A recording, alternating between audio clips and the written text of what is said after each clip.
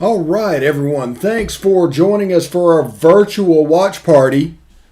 Ole Miss and Mizzou. We're getting ready for tip off in a little bit. Chris Thrasher.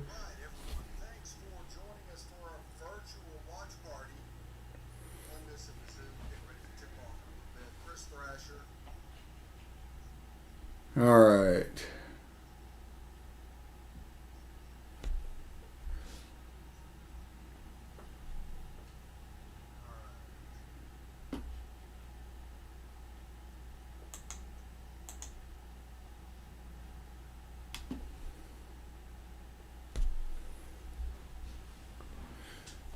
So we're waiting on tip off at the moment. Going in with the starting five in a little bit. We just got through watching LSU just kick the hell out of. Getting used to just saw LSU get the crap kicked out of them by Georgia and Stegosaurus. Definitely was not their day. They just did not look right. Chris Thrasher was here and he just disappeared down there. You can see the question mark. We're waiting on him to come back. Chris Thrasher was here and he just disappeared down there. You can see the question mark. We're waiting on him to come back.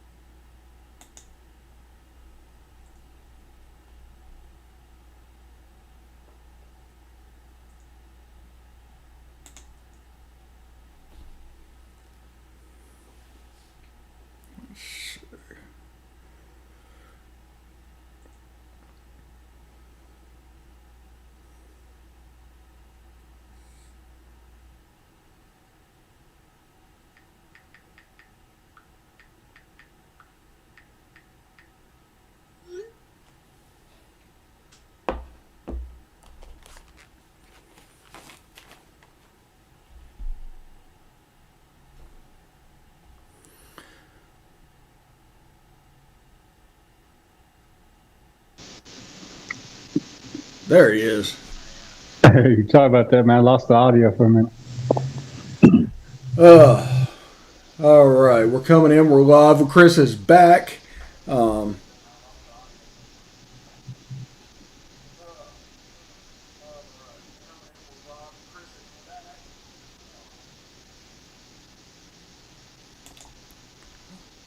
got a nice little audio loop going on. Hey, it's a work in progress, man. Yeah, exactly. This is the first time we've ever tried something like this. Yeah. There's gonna be some hiccups, but we're gonna make it work.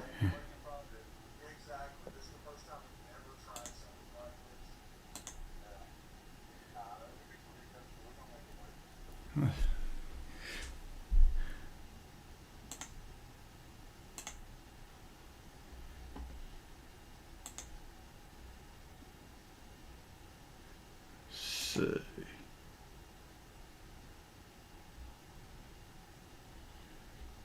go turn some of these audios off. Man, that Wheeler kid had 13 assists. Crazy.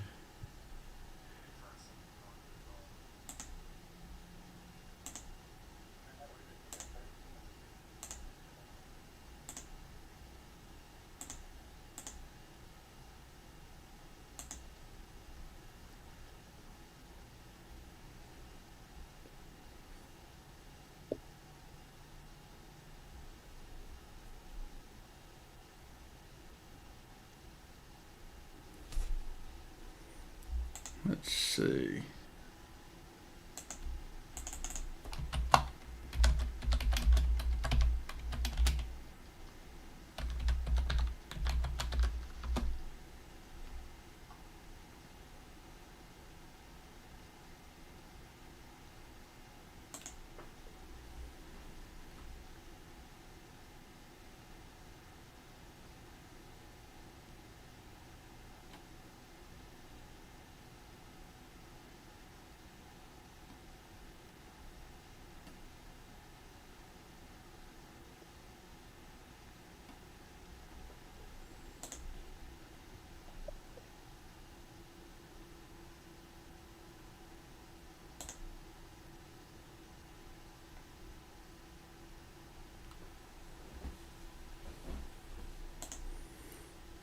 All right, well, just check out the 3-shot to see if the loop is there, too.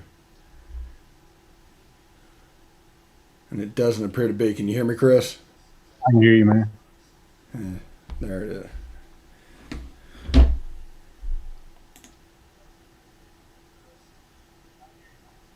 Tip off, baby. Here we go.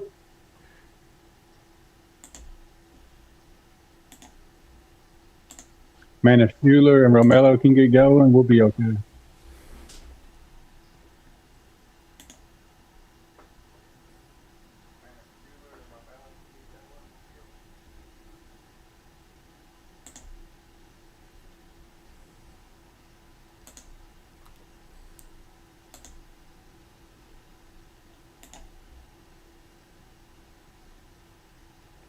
Romello White's he's a surprisingly better free throw shooter than you would think.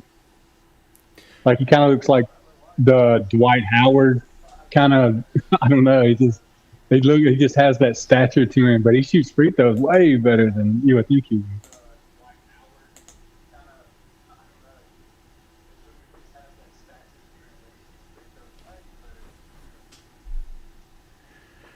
Yeah, you can definitely see that. He definitely is a better one than you'd think. He's not like Dwayne Curtis, but he's better than Raheem Lockhart.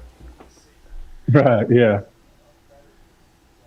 He looks stiff sometimes, but he's a better shooter than what you would think.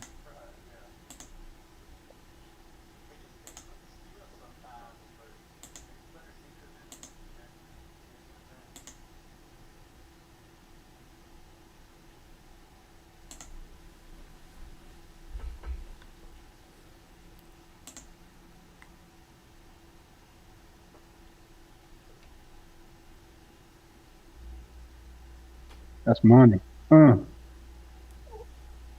he's money around that free throw line. Anywhere around in that arc around the free throw line, man, Romello, he's money.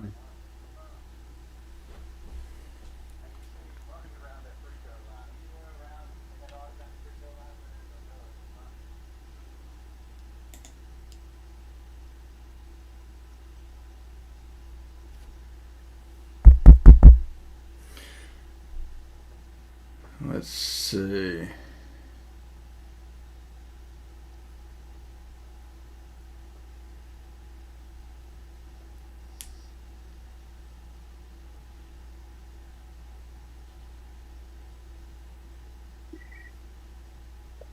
And we can't have any kind of turnovers.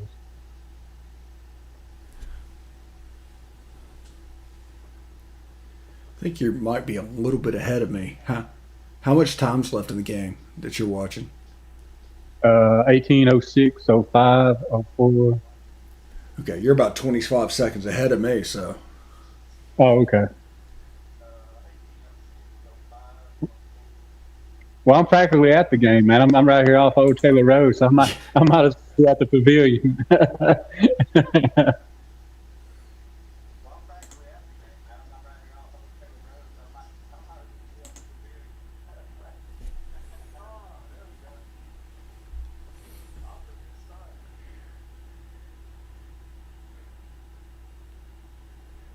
Checking all the camera angles. Sorry about the tight shot, everybody. Just playing around with the audio.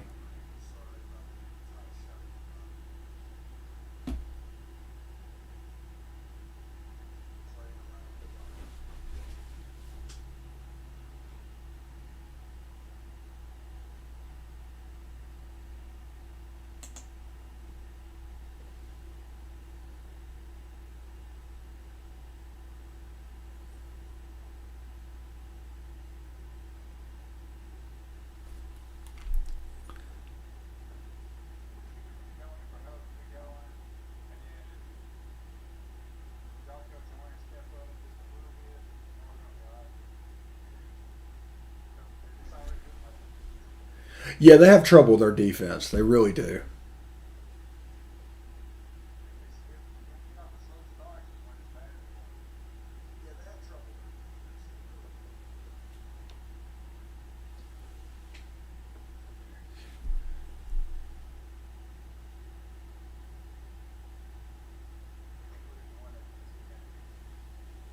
Yeah.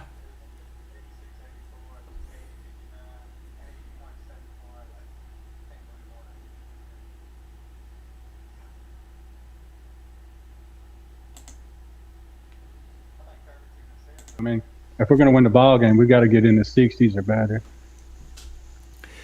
Yeah. Basically, this season, if we hold an opponent below 65 degrees or Yeah, 65 points, we'll probably have a good chance to win. yeah.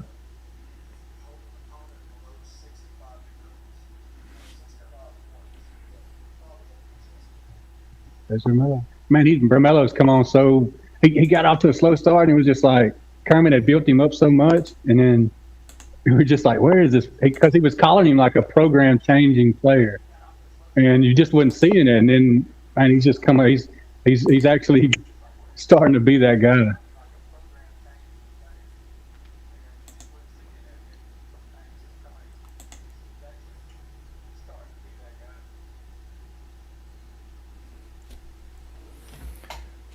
I mean, the whole secret with Missouri is to make them run half court offense. They struggle Yeah. greatly against our defense.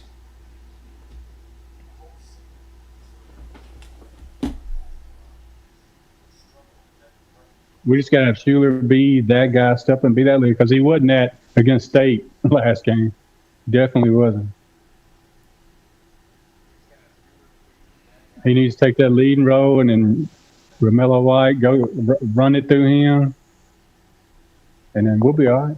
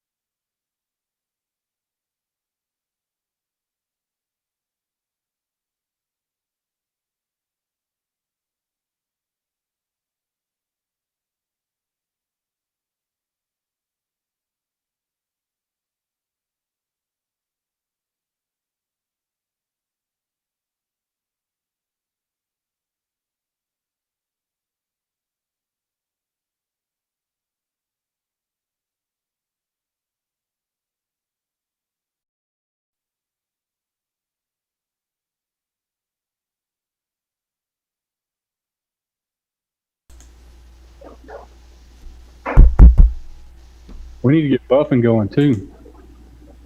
What's that? We need to get Buffing going too. Exactly. We just need those key guys to step up. You know, just those role players. You know, Schuler needs to get his. Romello White needs to get his. We need those role players just to just to get a few points, man. 8, 10 points apiece. We'll be all right.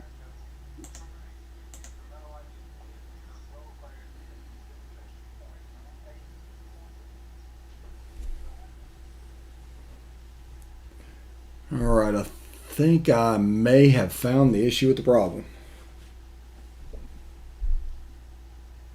Can you hear me? Yeah, I got you. No? Yeah, I got you.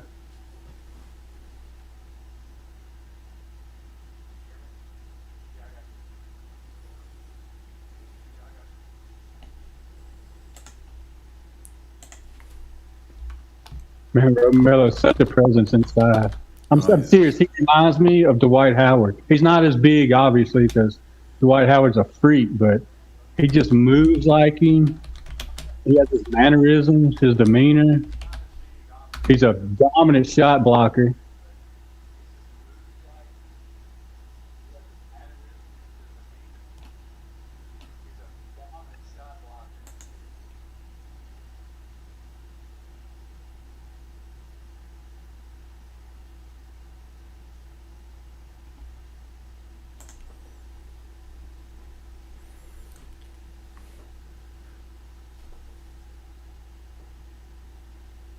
Okay, we are going to try pausing this stream real quick. We're going to come back. We're not really going anywhere, but we hope this delay gets taken care of. Can you hear me, Chris? Yeah, I got you. You would cut for a little bit? Okay. Well, I'm not hearing any delay at the moment, so maybe we accidentally fixed it. Sometimes it happens like that. Yeah. It's like banging on it with a wrench. Yeah, exactly.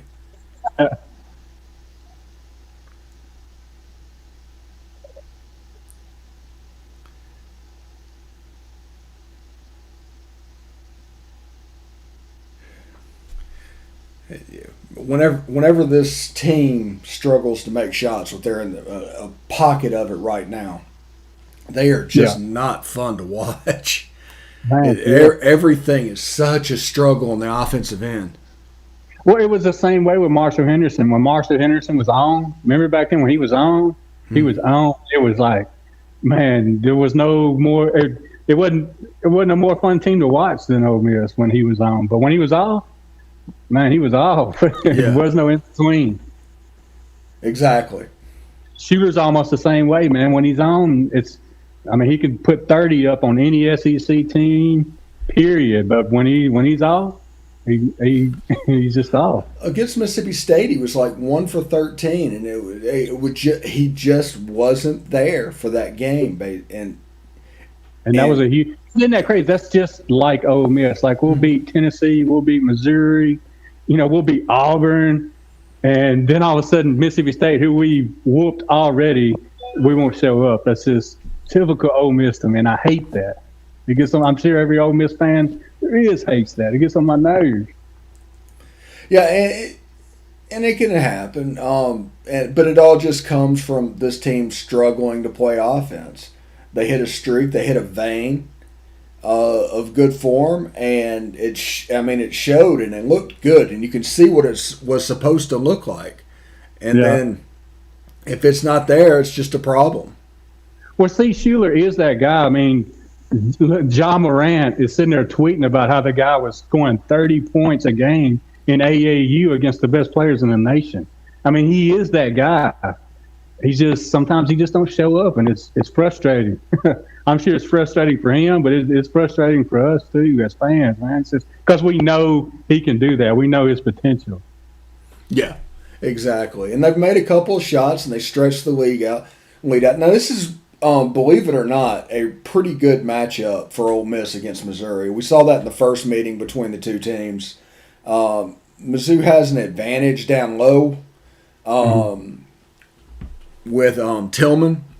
Yeah. But they want to play in the fast break, and they want things to go quickly. If you can slow it down, they don't have the skill in the half court to really make it work over a long period of time. And Ole Miss is really good at half court defense.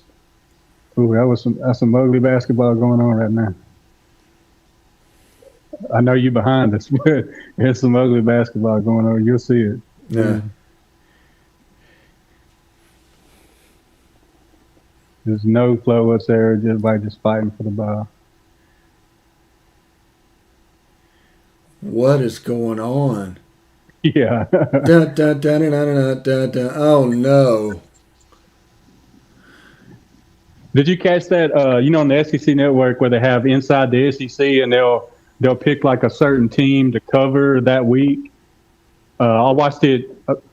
Was it yesterday? For yesterday, they did South Carolina's basketball team, and they were getting ready to play Ole Miss. And their coach was saying, I can't think of his name right now, but he was just saying, he's like, look, if you don't guard Schuler, he's going to put 30 on you. If you don't guard Romello, he's going to put 30 on you. And that's the truth. And he knew his stuff, and we ended up beating him and doing exactly what he was saying. But it's just, man, being a playing ball, like, I never made it to the college level playing ball in high school. Like, I had off nights. It just happens sometimes. It don't happen to the first ones, but it happens. It happens sometimes.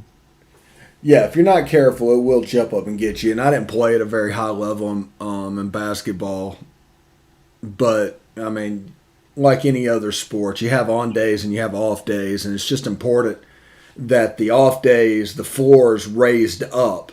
Yeah, exactly. So it's not so much of a bad game. It might be an off day for you, but it's not just a disaster game. And it's like we were talking about Matt Corral. What he needs to improve next season is just eliminating the Arkansas and the LSU game. Man, his floor needs to come up drastically. We don't need his off day doesn't need to be 6 interceptions in one game. His off day could be 3 interceptions. That'd be fine. Hey, we'll be fine. We would have won with that. Yeah. We would have won with that.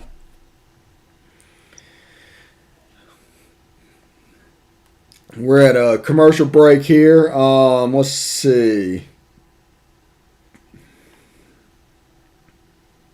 Ole Miss up 17-12. Leading scorer for the Rebs is Romello White. He has 8 points, by the way. 2 boards already. And that's at the 11-minute mark of the first half, so it's a heck of a game. Luis Rodriguez has 5. Devontae Schuler 2. KJ Buffin 2. And that's the extent of the 17 points for the Rebs. And Chris dropped out. Hopefully he'll come back shortly. We need to touch also on spring game dates, spring practice dates. Darby McCranie will be in here in a little bit, and we'll go during lulls. We'll talk a little bit of recruiting quickly, and just find a way to keep the conversation going. But we will see how it develops. Quanzo Martin, I really respect that man when it comes to defensive coaching. I remember all the way back to his teams at Tennessee. They were so hard-nosed. I mean, he was the anti-Bruce Pearl when it came to defense. But they just do not do well really in the half court. If you can get them in the half court, you have them where you want them. If they get out running,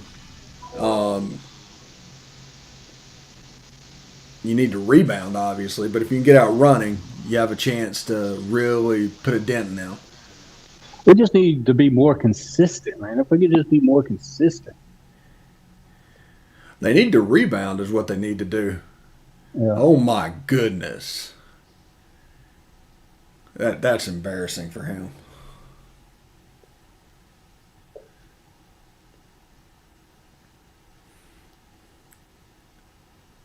I didn't realize Texas A&M's women were ranked 3rd in the country, and Coach Yo just played them.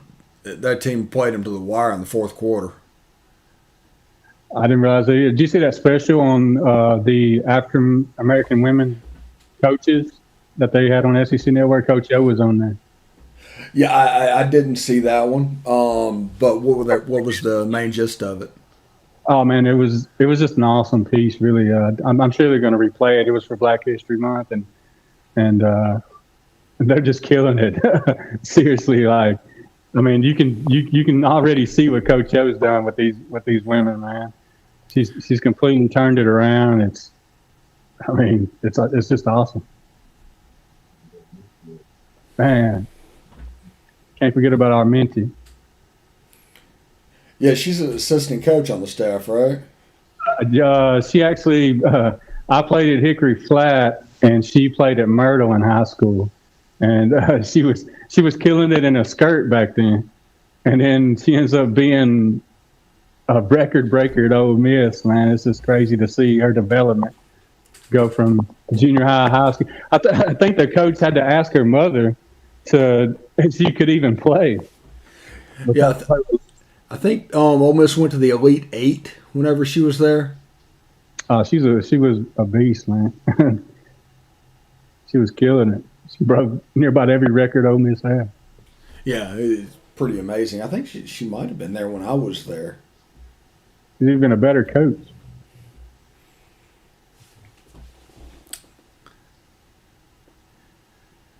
Don't force it to Romello.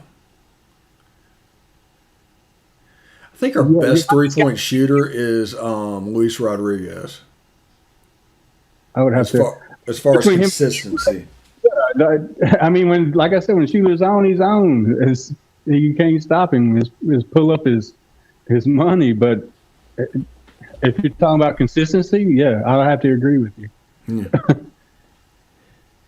And Luis Rodriguez, people might remember it. They may not. That's a foul. But he reminds me a lot of Jason Smith. He provides a lot of the same things that Jason Smith did back in the Rob Evans era teams. What is he? Is he a sophomore? I don't know exactly what he is. Let me see if I can. I think he's a sophomore. He's a sophomore. I thought so. I think he's a redshirt sophomore. But he's averaging 7 and 6, and he's kind of on a path. Once again, I'm stuck on those Rob Evans teams, but he's kind of following a path that Ansu Cisse was on. Oh man, that may be my favorite player in Ole Miss history. Yeah, besides Q Carter, I mean, but But his stat line right now, it's at small forward. He's basically 8 points a game, 6 rebounds a game, and 2 assists as a sophomore. He's one of those guys that could be very dangerous by the time he's a senior. I agree. Absolutely. No doubt. Did you see Ruffin made the All-American? Yeah, first ever McDonald's All-American for an Ole Miss signing, I believe. Yeah, I seen that today on Twitter. Did they call it flagrant? I don't think so, no.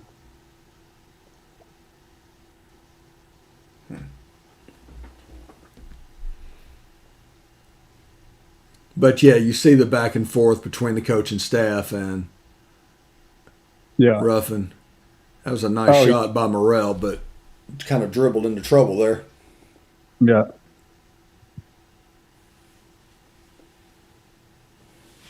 I think if we can make it in halftime with the lead, I think we can pull it down.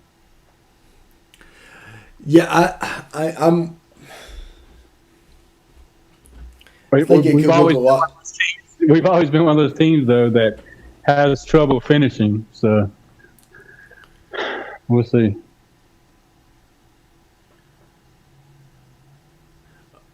A lot of this game is going to be about confidence. Right now, Missouri doesn't have any confidence. If they get confidence, especially behind the arc and whatever they're doing, Ole Miss could be in trouble. But right now, they have no confidence. It's only a 2-point game. Ole Miss isn't playing particularly well. I think Devontae Shuler at this point has 2 points. Yeah. Oh, that was a nice drive.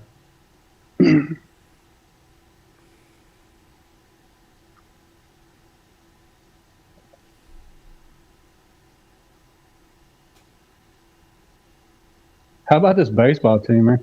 What's up with the Arkansas fans? I don't know. It's the strangest thing I've seen. You get on Twitter about an Ole Miss game, and under every post, it's an Arkansas fan really posting more than Mississippi State does about Ole Miss. It's bizarre. Are we even their rival in baseball? I don't understand. And like I said, maybe just don't have the background that some of them have to understand what's going on. Maybe I just don't get it. But it's just bizarre. The argument on Twitter mostly for their argument for being they should be number one was their pitching. Their pitching's better than Ole Miss's. But man, we're on a freaking 19-game winning streak. Are you kidding me? Like, I think they're the pretty obvious choice to be number one. Yeah. I mean, why are you even arguing about being number two? That doesn't make sense. Yeah, and to start off the season number 14 and ended up at number 2, it's not like that's a big, that's still a great leap. That's plenty of respect. Exactly. And they almost got beat by TCU. Yeah, but of course we almost got beat by Texas Tech. Yeah, that's true. Yeah. But Arkansas does not have a 19-game winning streak. No, they don't. Man, how about Diamond? That guy was on, man. He was consistently in the mid 90, 94, 95, 96 with his fastball, man. Having him as a Sunday starter is the blessing of all blessings. And it's probably the reason why the Ole Miss baseball team has been as good as they are. We talk about talent, not knowing better, and swagger and all that stuff. But basically, whenever you have a guy that could be a Friday night guy pitching on Sunday, your baseball team's better. Period. And I think we may have the best shortstop in the game, and he's a freshman. So. Every time I watch him play, and this is early, and I don't mean to jinx it, but he reminds me of A-Rod. Bro, he's a beast. Yeah, I mean, just fielding the ball and the way he moves. That shot up the center, and he turned it, man. And hey, give props to LaFleur, man. That dude played first base like he's been there the whole freaking time, man. Yeah, that series is, moving forward. Kel Baker is back. He got cleared. I don't know if you heard that. Yeah, he was back when he was. So, but that means Wednesday there's a decision to make. It'll probably be Kel Baker because Trey LaFleur played the weekend. But this coming weekend, now do you play LaFleur and DH Baker and send Van Cleve to the bench? It's a lot of interesting questions. Well, Bianco, that whole Texas series, switched up his lineup all 3 games. Mm-hmm. Like, he switched up the whole 3 games. He had 3 outfielders, he had 3 center fielders playing outfield at one time at one point. I mean, I think, genius. Yeah, they can really run, by the way, out there. And one of those guys wasn't Jerry and Ely, was he? No. Sure wasn't. But, so far in the basketball game, with about 8 minutes left, you see an Ole Miss team that is just like you've seen. They need to shoot better. Yeah. The defense is good. They match up really well with Missouri, but we don't need random threes going down. And Romello White near the basket is just money. That's the only way to put it. I never realized how good he was at that mid-range jumper, man. He reminds me of Dwayne Curtis. He really does. He might be a little bit more above the rim than Dwayne Curtis, but below the rim, there's a lot there that's similar. Right now, it's just a little bit of some sloppy basketball. Yeah, just 2 defensive teams. Yeah. And it's going to get sloppy from time to time. If you want to participate in the show, by the way, hit us up at #Palmcast. And let's see if I can make this work real quick. By the way, we have 2 dropped frames in 35 minutes in this one. So We'll see. I think I've solved our audio problem. But yeah, just go over the top of Chris. Hashtag Palmcast on Twitter. That's the best way to have your tweet known. And you can interact with the show. You can give your thoughts on the game. Hashtag Palmcast, which will basically, look at there. And boom, covering up Chris again.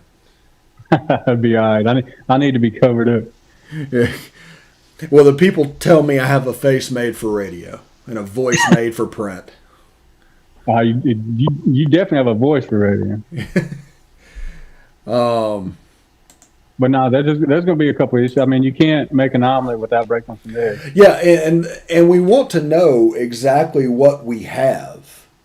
Yeah. Moving forward, so we know what we can and we can't do. Otherwise, we just have a really expensive paperweight.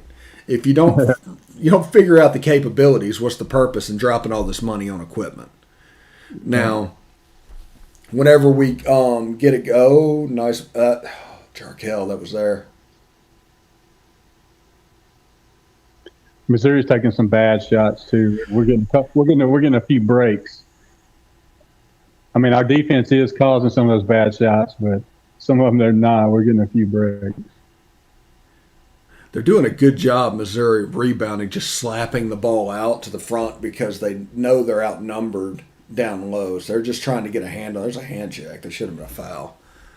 You'll see we're taking some wide open threes. We're just, some games they fall, some they don't. It's crazy. Kermit should have them boys in there shooting threes until their hand goes numb. Jarkel Joyner should be shooting nothing but threes this offseason. And take that 18-foot jumper out to a 21-foot jumper, and all of a sudden it's worth some points. Missouri's trying to play some defense. They just got us in a shot clock violation.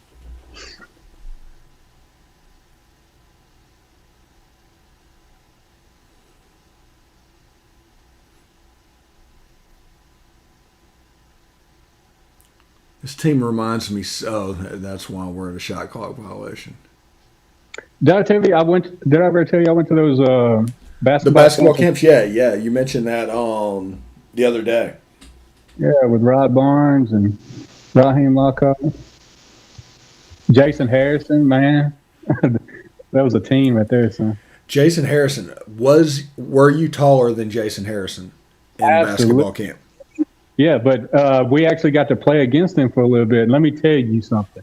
That son gun was fast. I couldn't keep up with him to save my life, man. Yeah, he was special. All of 5'5". Man, he played 6'5", man. He was a beast. I don't think either team has combined for 5 points in the last 5 minutes of this game. It seems like it's been about this score forever. It's kind of having the same feel of the Mississippi State game. Yeah. He's a good player. Caught Sammy Hunter there. Yeah. We're at commercial, man. I'm going to step away for just a second. Okay, I'm going to look on here to see if there's been any tweets showing up. I'll be right back. No problem.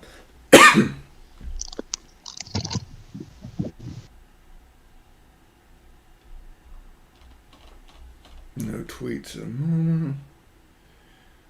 Let's see. We'll see what the hashtag is for the game, and we'll put those tweets up as well for those watching it.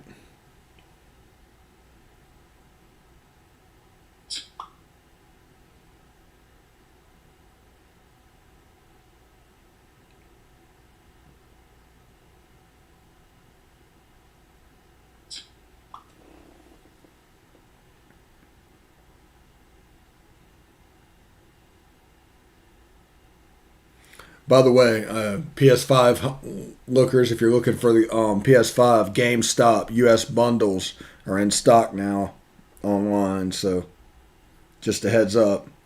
This is at 9:40 Eastern on a Tuesday, 8:40 Central.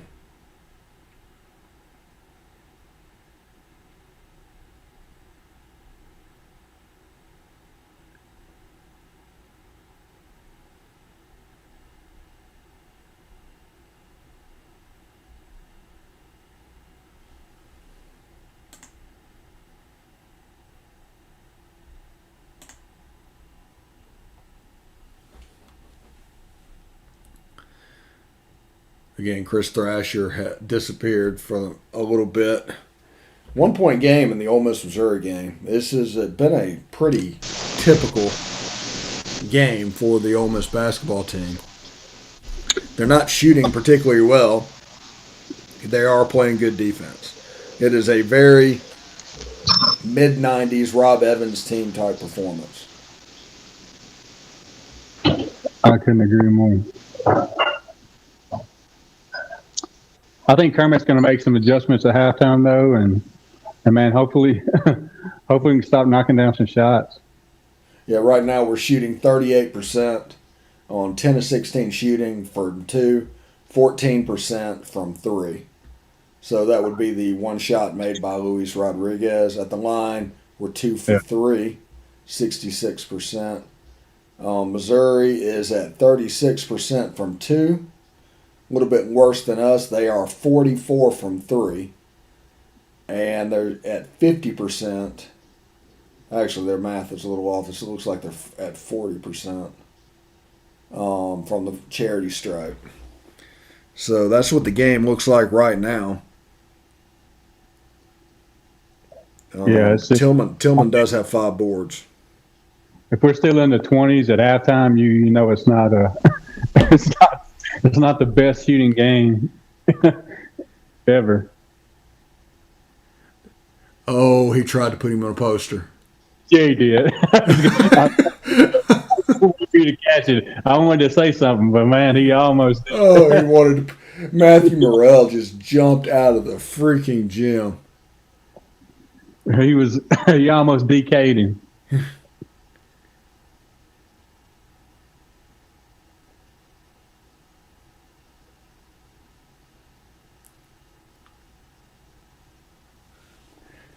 Yeah, there's some hustle playing going on right now.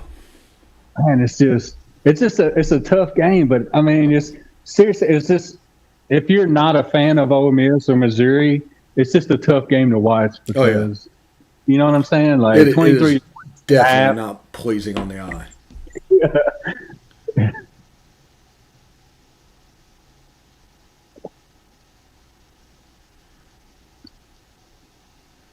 He almost fell down. Now we're finally getting to the free throw line and we're missing free throw. Well, Matthew Morrell is obviously wanting to play today.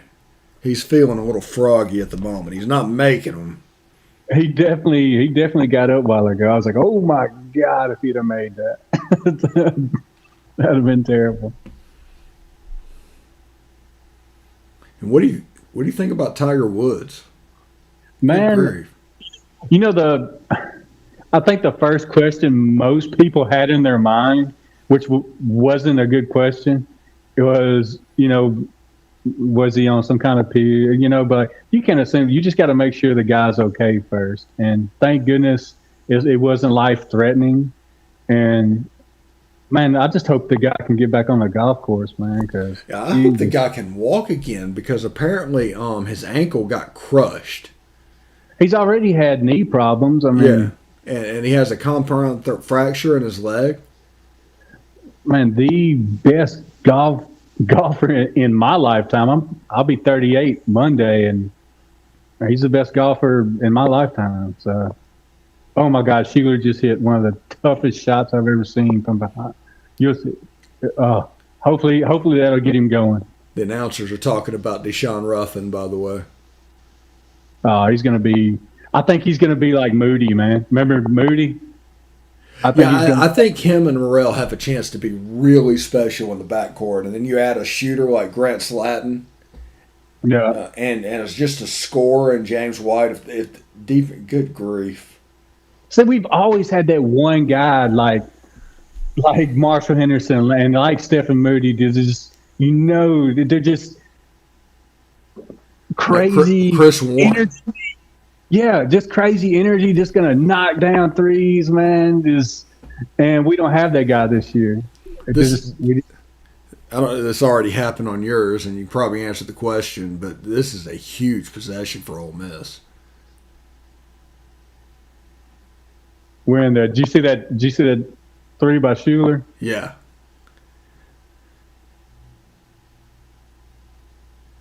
Oh, got it. Up by 7. Yeah, 29. I got 29-22 with 1:09 left.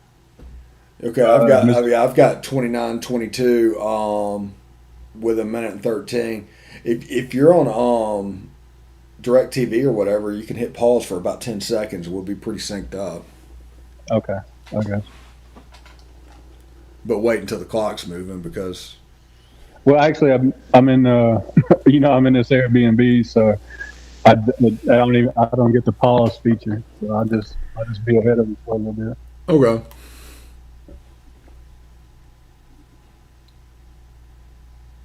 I feel okay though. I feel like we're trying to make a run. I feel like we're going to have some momentum going into halftime.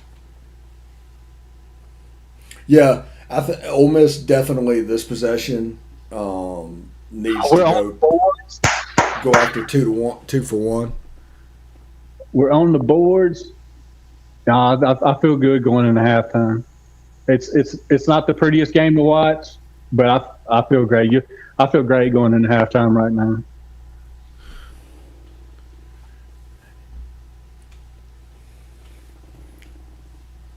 Yeah, the goal should be to get a shot up by 45 seconds. Mizzou just airballed it out of bounds. So I got 43 seconds. And yeah, I'm at 52. It's 31-24. So the air ball's coming. They're trying to 2 for 1 it. All right, so we're gonna basically drain this down to 10 seconds or so. If we can get a bucket here and go into halftime up 9 or 10. Yeah, you got to feel good about it. Yeah, it's got to feel pretty good about the team. Yeah. So this isn't pretty, but I mean, what else are you gonna do? Yeah, exactly. Hey, like you always say, man, you could, like, sometimes I get my emotions on Twitter or whatever, and you'll tell me, hey, a win is a win, man. If it's by 1 point or nothing, so if we win by 1, it's a win. It ain't got to be pretty, I guess. No, we're creeping up towards 40% in shooting and 2-point shots. We are at 25 in 3-point shots, and we are at 60% at the foul line. Missouri is 33, 36, and 57. I mean, this game will not be bottled and put in a time capsule and sent out to space. Nice shot by him, man.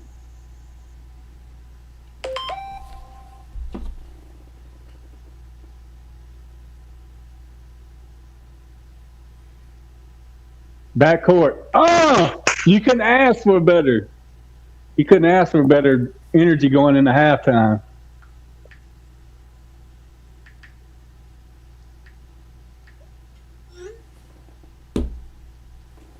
Okay, little 9-point game.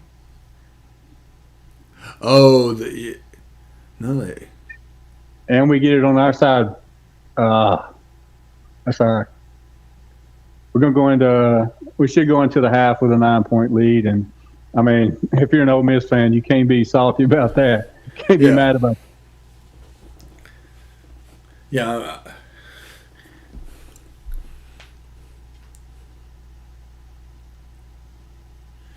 Three turnovers. 33-24. We're headed into halftime. So 3 turnovers for the Rebs. They played clean. They played defense. Well, 4 turnovers. Yeah, that last one. Yeah. Yeah. Devontae Schuler. Against State, he kicked the ball around too. Oh, man. That night he had, I think that night he had the biggest game of his career. He had 7 turnovers, which is pretty bad. But when you score the most points in your career, you kind of overlook that. Yeah, here in a little bit, Darby is coming on to be the third man for the second half. And he's going to talk a little recruiting and the downtime. And it looks like we might have a downtime with the Revs leading by 9. I got some questions for Darby myself.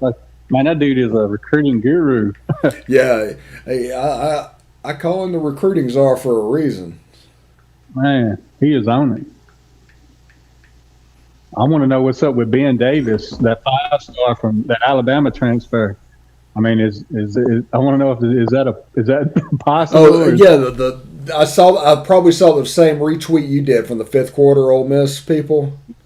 They mentioned that. I was like, where are you getting that from? Yeah, no, is that a possibility or not? I seen it on Twitter. Like, man, that's exactly where we need help at. The guy is a grad transfer, a previous 5-star. Like, we need him pretty bad. I mean, if we miss on him, it'd be okay. It's whatever. But if we got him, it'd be awesome. Yeah, and you're talking about taking – now, whenever I say deep, I don't necessarily mean uber talented. Don't hear that, because a lot of the problems with the defense last year was due to the fact that we were trying to play 3-4 linebacker, or trying to play 4-3 linebacker with 3-4 linebackers. But Ben Davis God, we had wide receivers playing defensive back. Like, yeah. High school plays Ironman football. Like, we were playing Ironman football. We need help pretty bad. Yeah, I'm so looking forward to the defense. The Grove Bowl is, I think, April 24th. Yep. I think football starts the 23rd of March, 28th, 23rd. I think it's 23rd. It was nearly 30 days. Yeah. And the Grove Bowl is going to happen, and they were a lot of people was worried about the attendance. It's going to be 25%, but also seen where no Grove Bowl has ever been at 25% capacity. So they're not worried about the capacity issue. So it's going to be like a normal Grove Bowl. Instead of everybody, though, sitting maybe on one side or the other, they're probably going to space it out into the end zones. Yeah. But it's definitely going to happen. Do you see Ross Bjork was on Feinbaum today, and they sold season tickets to capacity. Like, they're expecting to have full capacity all season next year, period, for Texas A&M.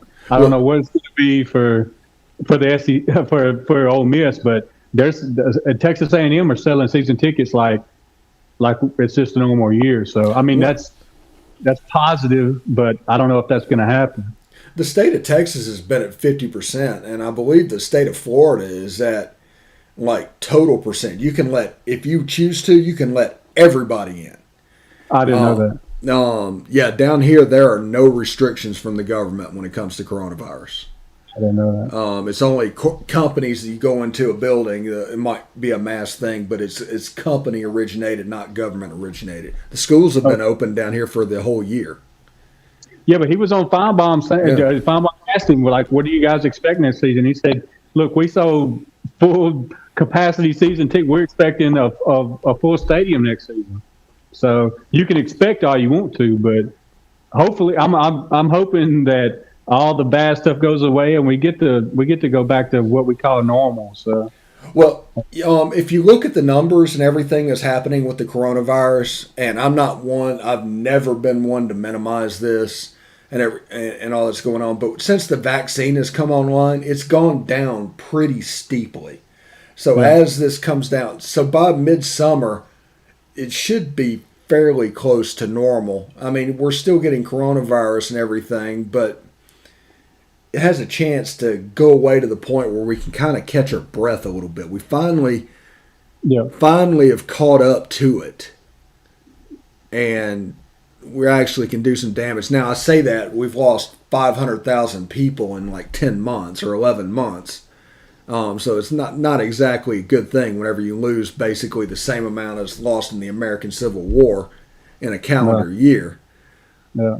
But down here, you got to be 65 and up, or work with patients that could get hospital people, and you can get the vaccine. Yeah, healthcare workers, and yeah, exactly. Yeah, and the federal government and everybody, they're opening up Raymond James Stadium for a vaccination site. They're starting to get into the NFL stadiums in the big cities. And once that happens, that's where the density is. That's where the problem is. Like a place like Mississippi is not the density. There's no need to have the same level of restriction in Mississippi that you do in Florida.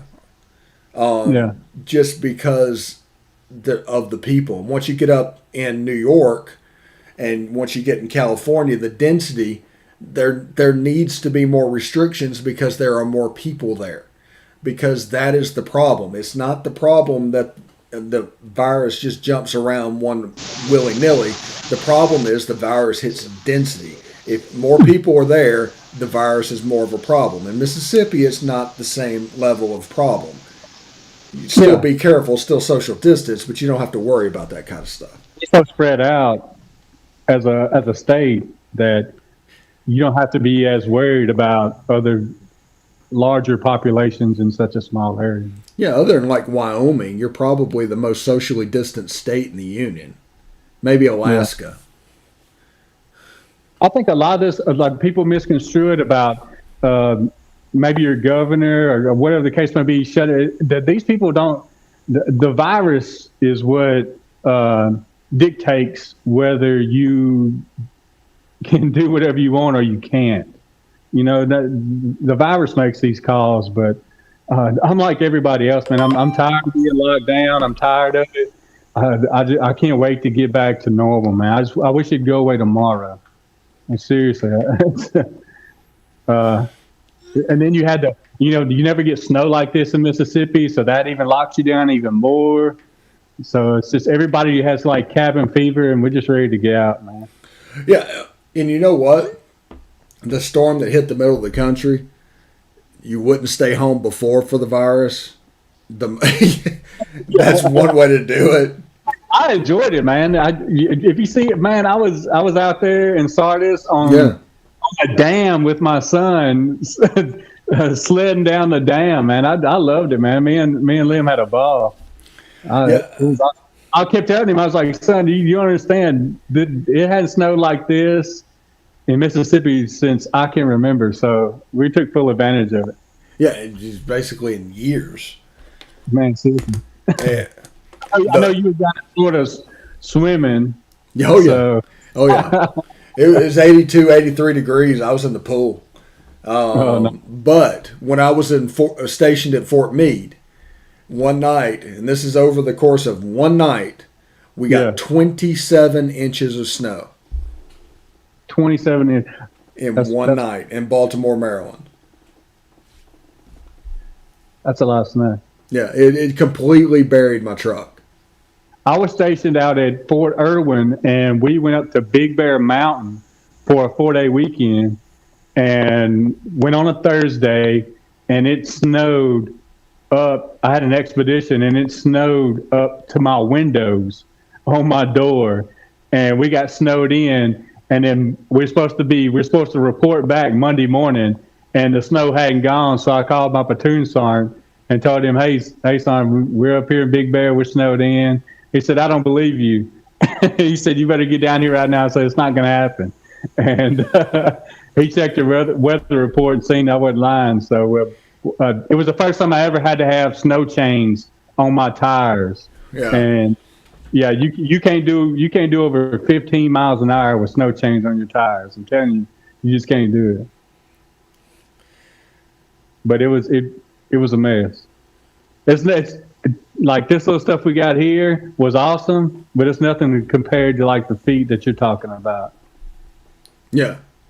Yeah, and for everybody that is listening to the show, thank you very much. But tomorrow we're going to try something else. In the 5th inning of the game, we're going to go live with Chris. And then immediately after the game, we're going to go live for reaction. So maybe 10, 15-minute shows each time, but it should be pretty instant. So basically, if we say fifth inning, it's going to be kind of like halftime, so we can kind of see the direction that it's going and talking about it. I think, do we have a freshman pitcher tomorrow night? They said who was starting tomorrow night. I can't think of his name. They've already said who's going to start. I can't think of his name. I think it was McDaniel. That sounds right. So let's see. That sounds right. Hey, I'm looking forward to Kel Baker's return.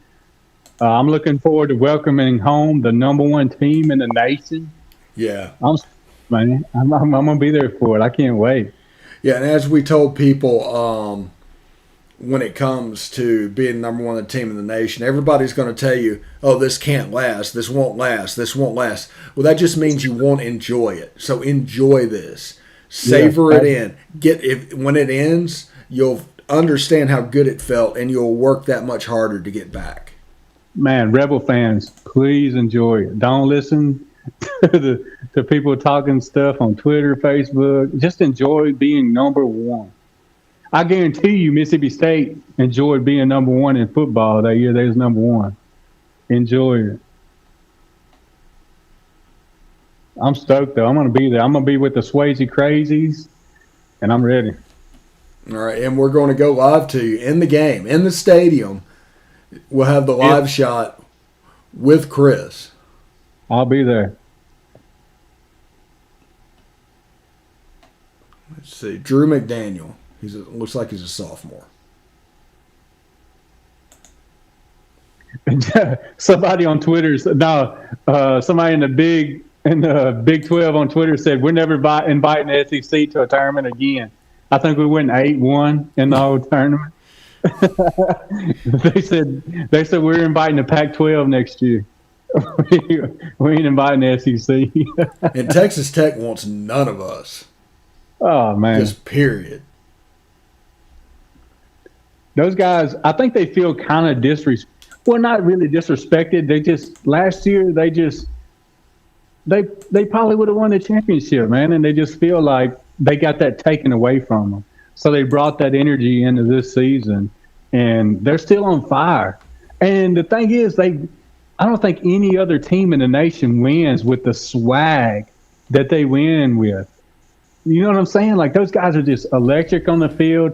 Man, they'll turn a double play or they'll pick somebody off, and they just have so much swag about them. It's going to get to the point, and I don't know when it's going to happen, but with Jacob Gonzalez and Peyton Chatney at second, they could have the best middle infield that I've seen at Ole Miss in a long time. Did you see about the Texas Rangers? What are you talking about? So Ole Miss baseball, the official Twitter tweeted the Texas Rangers saying, thank you guys for hosting the tournament, yada, yada, yada. And the Texas Rangers official Twitter responded saying, hey, you guys are welcome anytime, especially with those powder blues. Mm-hmm. You can look at their website. Did you see the Rangers powder blues? Yes, they're nice, man. Absolutely. And people hate on the powder blues, but man, I love that uniform. I had one of my best friends was at that game, man, and he took a picture and just like with it in Arlington Stadium, like, man, it was beautiful. The backdrop is beautiful, and those guys showed up and they showed out. Yeah, I'm kind of curious if the grays are just gone. How do you feel about the grays? I'm not a fan of the grays. I'm not going. Well, believe it or not, I come back from an era like, go back Jake Gibbs and Pat Harrison and those guys back then, when they wore the pinstripe uniforms. That's what they wore, and then they had the gray uniform. It wasn't until Mike Bianco and Nike got involved that they started playing with the gray uniform. And I mean, it used to just be a gray uniform in a lot of the same ways that the powder blue uniform exists now. I mean, it looked fine. It looked like an Ole Miss uniform, but it had the blue script or something across the front. And I don't know. I kind of like them, but the powder blue needs to replace them, if that makes sense. It does make sense. Because it reminds me a little bit of the St. Louis Cardinals of the 80s, like Vince Coleman time frame. Yeah, right. Matter of fact, when the Rangers tweeted out that tweet about as long as you guys wear those uniforms, you're always welcome back, they tweeted out a picture of the Texas Rangers powder blue uniform. Okay. Of the guy. Yeah, it was pretty nice. Which was the 80s uniforms for them. It was back in that time frame where they wore it. The St. Louis Cardinals wore it. The Royals still wear it. We had Monday Night Baseball, that era, Did you see how we showed up on the Texas Texas baseball Twitter feed? Like, did you see the picture of you just got beat by Dirty Mike? Dirty Mike and the boys. Anytime you can do another other guy's reference, yeah. For it. It was. I think the whole feed was like 300 comments, and 280 might have been that GIF and that picture. It was crazy. It was nuts, and we are starting the second half. Yes, we are. Hey, Ole Miss Twitter shows up when they need to show up. Their Twitter game is pretty good, actually. They're just willing to go that next level. Ooh. And then you throw Kiffin in that mix, and it becomes pretty special. Yeah, and I was talking today on the podcast that Ole Miss becoming the fun school. Everybody talks about Lane Kiffin and all the energy that comes along with Lane Kiffin. The real reason that they just improved and they became the fun school is because of baseball. Those kids last year making plays is the reason they did that. Ole Miss just went up double digits, by the way. Yeah, 35-24. That hair, the dyed hair, the swag, the high fives. I mean, I guarantee you that's why Tywan Malone signed with Ole Miss. It wasn't because football. It was because Ole Miss baseball was what they are, man. They're lit. They're just the cool thing. I mean, I don't know what to tell you.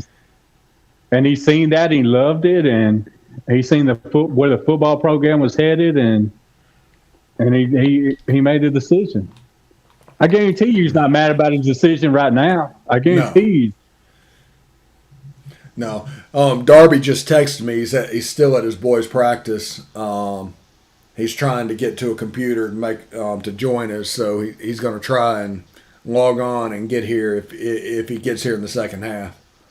Hey, man, at his boys' practice is more important than anything in the world. Yep, as David Cutcliffe used to say, perfect practice makes perfect. Yeah. Man, you got to spend time with your kids, man. I spent almost 11 years in the Army, and I'm the biggest advocate in the world of spending time with your kids, man.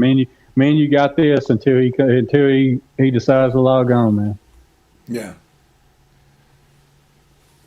But if he does, we'll get some recruiting stuff. If not, you're going to be stuck with us. That'll be all right.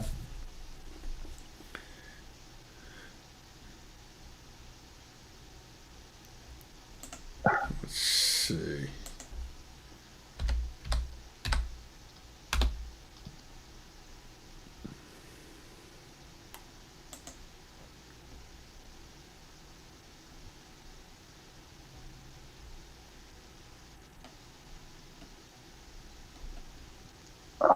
Right.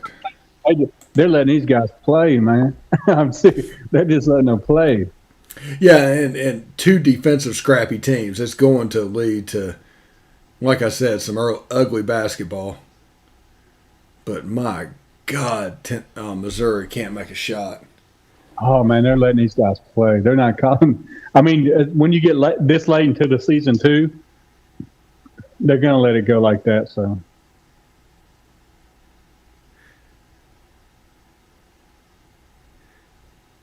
Yeah, has Buffin gotten his offensive foul in this game? I don't think so. I haven't seen him get one.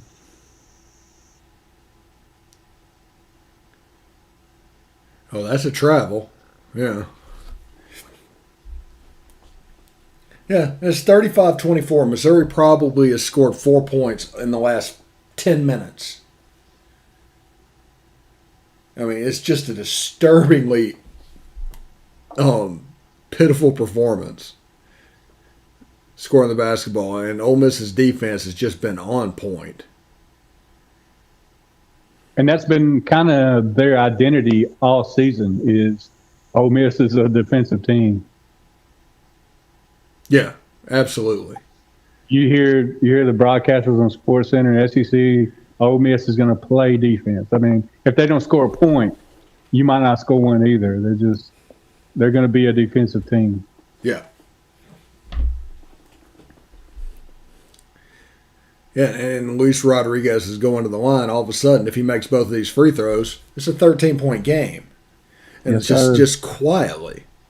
And it's not been anything special. It's just that Missouri cannot score. Man. It is the most bizarre thing. Missouri just cannot score. You lock them in the half court. If you take away their easy opportunities, and then you just lock them down and force them to play for half court basketball, they just can't score the basketball. No. It's just the damnedest thing. Missouri's lacking that guy too. What's the guy's name from Alabama that just what is it, Petty? I think it's Petty. Yeah. Like they have that guy. He's just what is he, a fifth year senior? Like Yeah, he could have gone pro, but he didn't. yeah, they have that guy, and most teams in the SEC don't.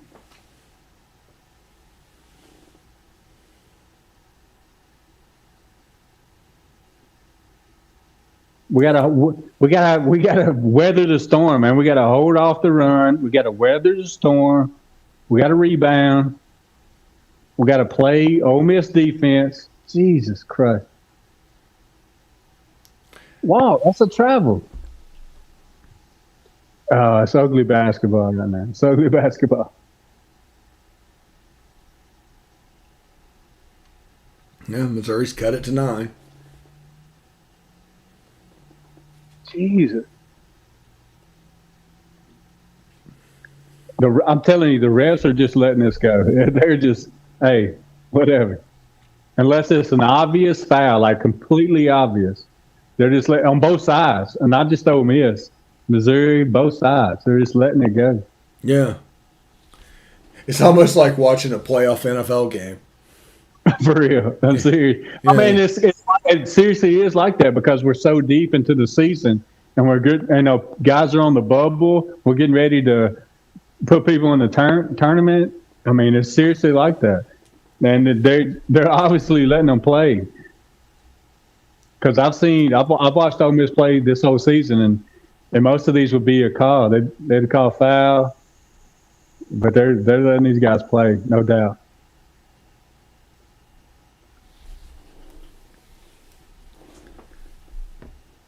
Yeah, it's nice. Also, we've been on the air for an hour and 15 minutes and dropped 15 frames.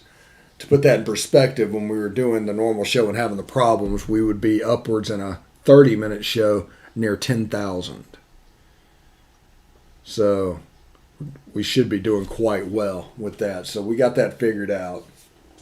And that's good to know. But we're going to continue to try new things. We're going to continue to do things in a little bit different way. And just try to make this as enjoyable as possible for you. We're gonna hit a different angle. No doubt, man. Growth can't come without mistakes. So, as long as we capitalize on those mistakes, man, we'll be all right.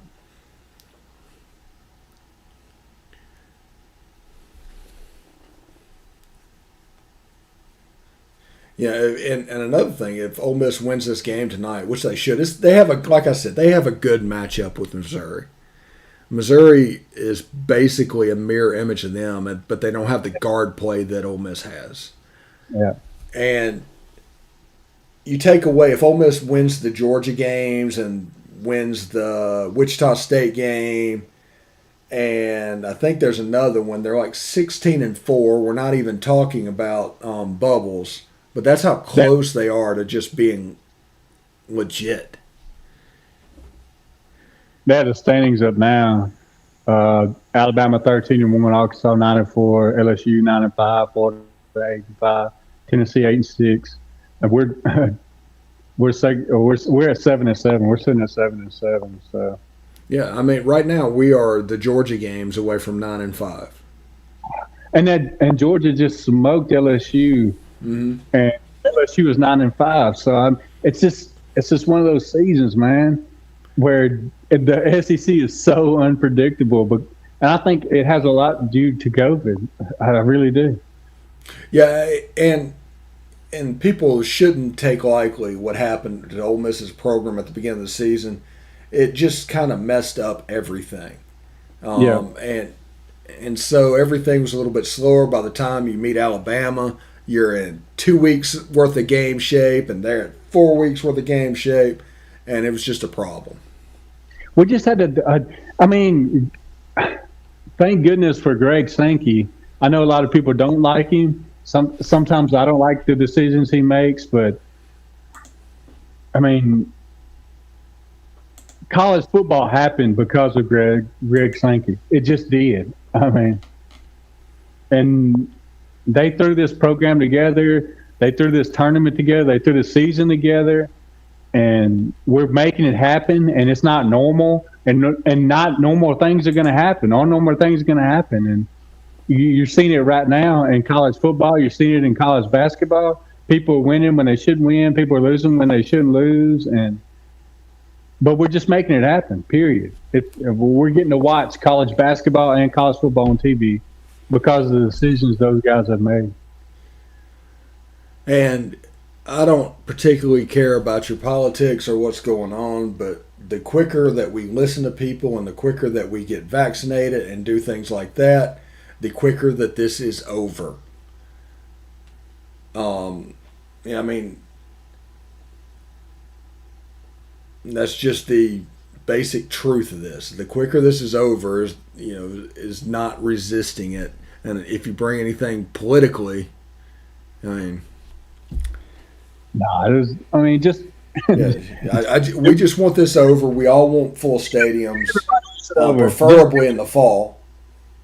Just do what the medical professionals tell you to do. Yeah. No politics. Just do what the medical professionals tell you to do, and let's get past it. And let's get back to whatever normal is going to be. Let's get back to it because I'm ready. I'm ready to go watch Lane Kiffin and Ole Miss football with packed stadium, just screaming, rocking. I want to get back to that, man. Yeah, I'm ready. Absolutely. I think that would have, had we had packed stadiums, I think we would have won more games this past year than we did. That makes a difference. Even Lane Kiffin said it makes a difference when your crowd is there. But we got to do what we're supposed to do and listen to our medical professionals, and let's get back there, man. I'm stoked. I'm ready. I'm ready for a game now. I'm ready for a packed pavilion. I'm ready for packed Swayze. I'm ready for the vault to be locked. Man, I'm stoked. Let's just do it, man. Could you imagine the vault locked with Lane Kiffin? We ain't got to see it yet. We haven't got to see it yet. No. We haven't seen Lane Kiffin go through the Grove. Can you imagine the first time he goes through the Grove? Because we opened with Louisville, and then we play our 1AA team. That 1AA team will probably be his first walk through the Grove, if there is one. Man, let's make that happen. I'm stoked, man. We just got to do what we got to do, and let's make it happen, man. I'm ready. Yeah, and it needs to be said that we need to quit listening to outsiders. Outsiders for generations, for the last 40 years, has told us what we needed to do to be successful. And every time they have been wrong. Why don't we just try to do things our way and get the best possible way and let them handle it and just go and have pride and enjoy the whatever situation is in front of you, because it may not last forever. It will not last forever, because the only thing certain is that it's not going to last forever. Even this run that Alabama's on is going to end. They have another late 90s in their future. They have another mid 80s in their future. It's going to happen. Enjoy it. I can't wait, man. Man, Lane Kiffin and the Walker champion. Oh my! It's gonna be crazy. Yeah, and we have an email out to the Ole Miss SID to get us registered and everything for press briefings.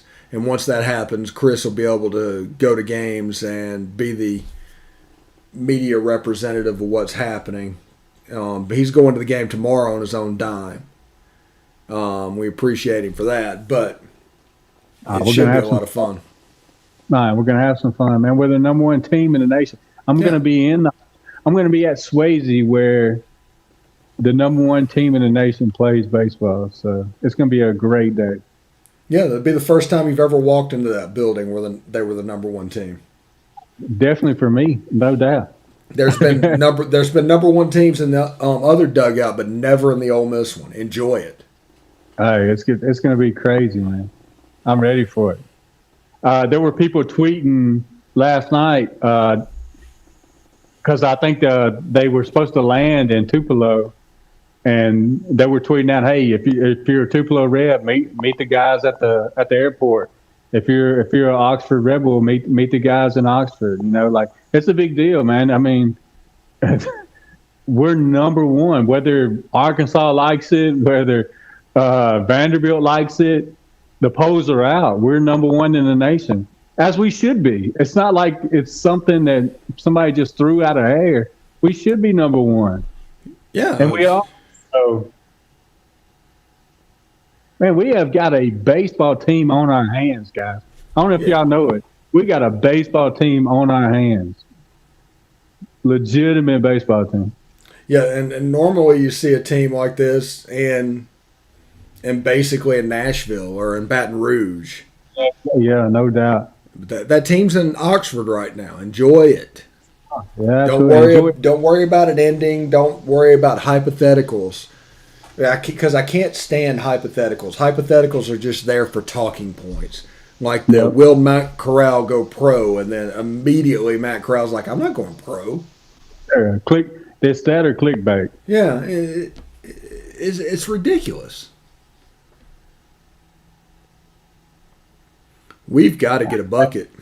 Yeah, Missouri's they're trying to run right now. They consider it's 39-37. They just hit a three-corner.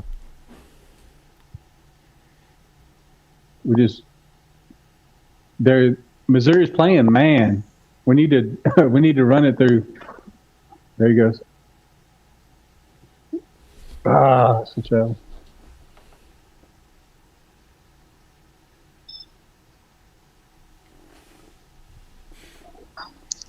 I'm gonna step away for a quick second, man. I'll be right back. Yeah, it's no worries, brother. Yeah, you got a situation where Missouri's just on a run at the moment. I mean, you got to break that run somehow. Ole Miss needs to score.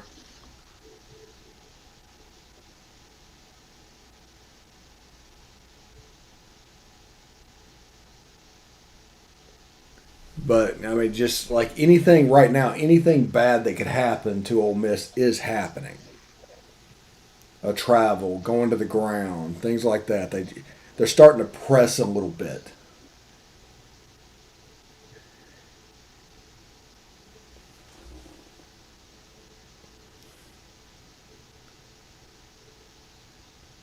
That could have been a dagger 3 to put Missouri in the lead. Ole Miss could have been in all kinds of trouble if that would have went down. But right now, Ole Miss just is not making shots. I mean, it's the same thing that we've said all season long. Ole Miss is not making shots. And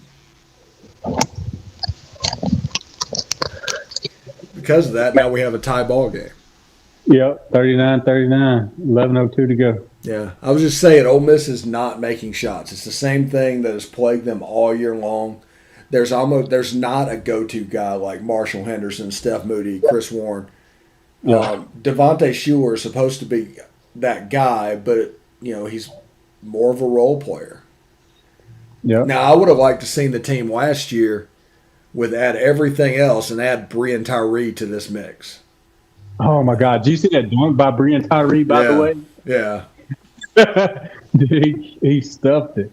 But no, seriously, we haven't had that guy, man. Even Murphy Holiday, like, we just don't have that guy, man, and it's killing us.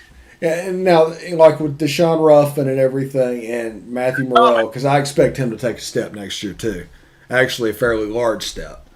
And I hate putting that much pressure on Ruffin to come in and like completely change the Ole Miss program. Like, I don't want to put that much pressure on the kid. Well, it's not about changing the Ole Miss program, because the Ole Miss program has been there recently. Yeah. It's about just honestly treating this kid like a talented player. We haven't had a player like him come to Ole Miss. We haven't had that Jerry and Ely type player. We haven't had that 5-star Robert Kendichi type player come to Ole Miss basketball. Deshaun Ruffin is that guy. He has the resume to back that up. So we get him in, and it looks like it's going to be just a different thing. So the expectations for that kid is a little bit higher than a normal freshman. Even Matthew Morrell, who was a highly rated freshman. This kid is going to be handed the keys to the kingdom to run the offense day one at Ole Miss. I mean, Devontae Shuler will be gone. It'll be Deshaun Ruffin's team. Yeah. I just feel like there's so much pressure on him as a freshman. They're showing the loop of DK with that dunk. I don't know if you've seen it on Twitter, but they're showing it on the loop, man. But yeah, I don't want to put that much pressure on a freshman as an Ole Miss fan. Like, he shouldn't have to come in and just carry that load as a freshman. Yeah, but I mean, this isn't the old school basketball. I mean, we're in the eras of one and dones. Yeah, you're exactly right. Yeah, if he comes out and just performs, does what he's supposed to do, right? I think he's going to be a special player. Yeah, if he just lives up to the hype as a McDonald's All-American, then that's enough for me. Yeah. Like I said, Ole Miss has never signed a McDonald's All-American, so none of us, not a single person, can say what a McDonald's All-American looks like coming to Ole Miss. Yes, that's a big deal.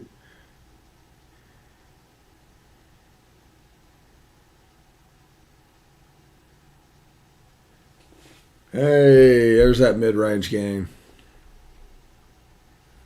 Get on the boards. Jesus. Man, you'll see, we're not on the we're not rebounding. You'll see it. We're not rebounding at all. They just got at least 5 offensive rebounds.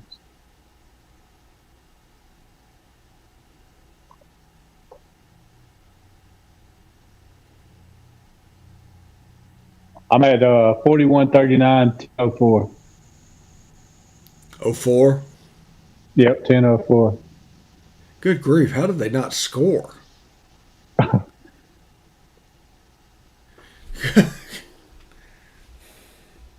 I mean, like it's not the prettiest game. So. Yeah, such a scrappy game. Yeah. Just such a scrappy game. By 2 teams that play defense, that don't have that number one guy. I mean, that's pretty much what you're expecting. I feel like if we score 60 points or better, we'll win, though. Yeah, the magic number to give up is about 65. It looks like we have a shot to make it over 65, but I think that magic number is 65. Just a little update on stats. We are shooting 35.6% from 2, 22.2% from 3, and 77% from the free throw line. Missouri is at 35, 31, and 50 for this 41-41 game right at the 10-minute mark. So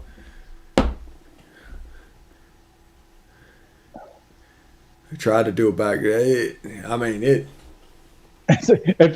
feels like an NBA playoff game. That's the feel I'm getting. It's like an NBA playoff game. It's just so much is on the line. Like, we can't lose this game. Oh. And then Missouri's getting inside, and the only people don't get inside on us.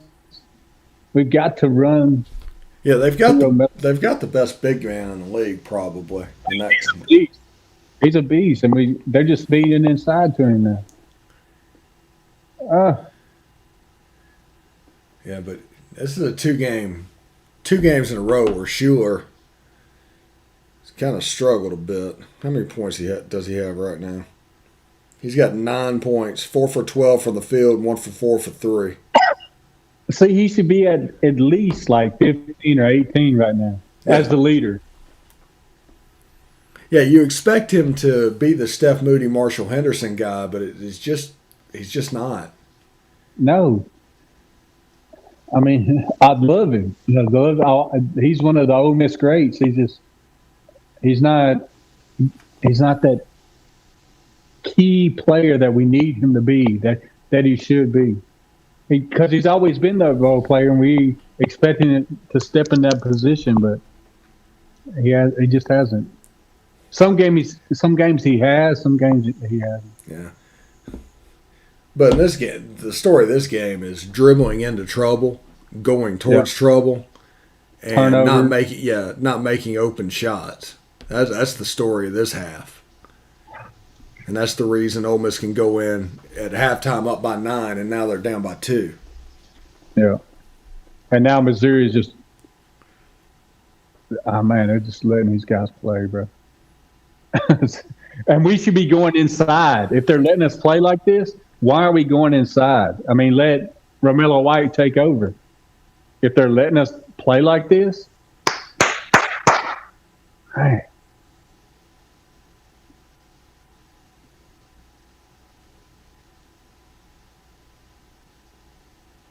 I mean, our defense, if they're going to let people scrap like this, our defense is going to win every time.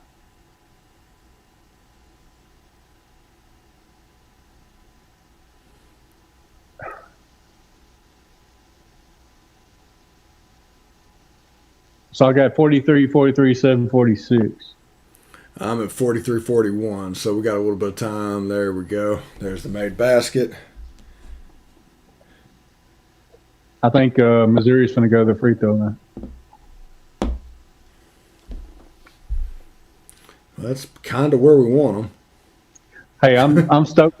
I'm stoked about positively Ole Miss coming this football season, man. Yeah, we got to think. We haven't until basically. Yeah, that was on the ground. He's not going to the foul line. Up to this fall to figure out how we're going to cover it, because we kind of have a unique way, and there's no real pressure to do it any certain way. So we can do it a little differently. And that's going to be the plan. And we're going to try some things out with baseball and basketball. And we're doing these virtual watch parties. And, tomorrow we're doing the baseball check-in. That's 2 10-minute hits real quick. Hey, we're all over Ole Miss, man. We're all over campus, I'm telling you. Yeah. It's different. And, with Positively Ole Miss, we have Chris, who's our Oxford correspondent. He's going to tell us what's going on in town and with the teams and things like that. And we have Darby, who's the recruiting czar. We're going to go to him whenever we can.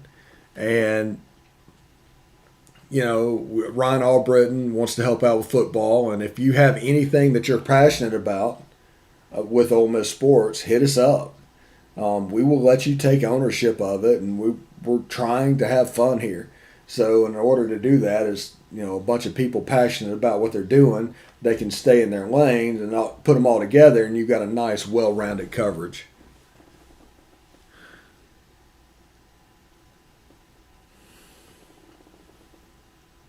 Hey, I got a $50 bet that Ole Miss hits 2 home runs tomorrow. 2 home runs. Who you got a $50 bet with? Just anybody. We're gonna hit 2 home runs, man. Man, I've seen over the years that pit at Swayze be the place that just kills fly balls. And So- we have so many lefty power hitters, and like Tim Elko is due for one. Like he seriously is due for one, man. Everybody's been wondering where his bat's been in Texas. Like he's due for one, man. Listen to him. I'm telling you, it's going to happen. 2 Ole Miss home runs tomorrow. Well, if that happens, I can't imagine Arkansas State putting up a ton of runs. So if 2 home runs happen, it's probably done right there. I'm calling it right now tonight live. 2 home runs tomorrow. It's going to happen. Tim Elko's due, man. He didn't play well in Arkansas, in Texas. He did not play well in Texas. Everybody's like, "Where's his bat? Where's his bat?" He's going to show up, and we have too many power lefties to not hit a home run. So I'm calling 2 home runs tomorrow. Calling it. Oh, finally!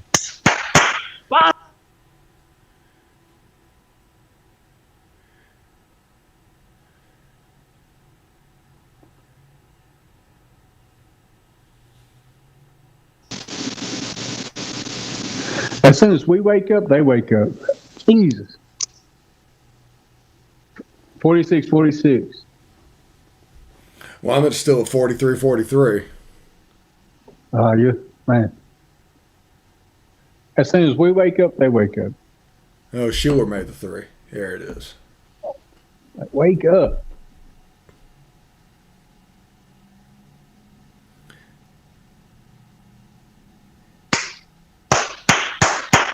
Yeah. Come on, Rodriguez. You guys wake up. Y'all wake up. Like the tournament is on the line. Wake up. Kermit's on the sideline screaming, wake up. That was a good pass by Romel. I think Kermit's been about 2 yards in bounds this game. Hey, Kermit has a shorter leash than my dad does. Like you make one mistake and he yanks it. He's like, he gonna let you make another. Yeah, 5 of 15. Schuler's 5 of 15. From the field, period. Yeah. And that right there is the reason for a tie game.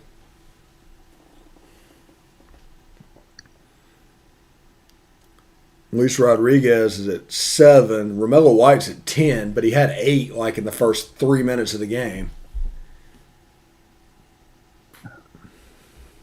So I got 47-46 at 6:04.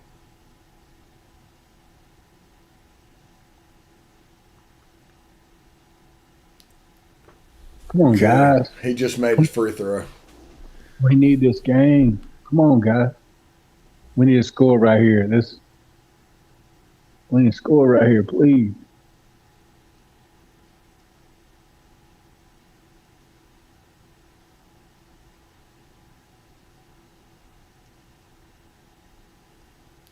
Did we get him with a travel?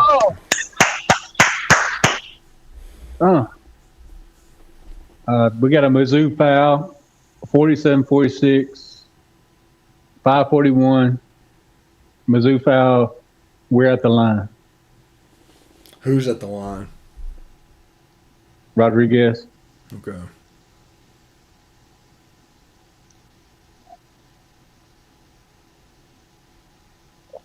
Here's the first one.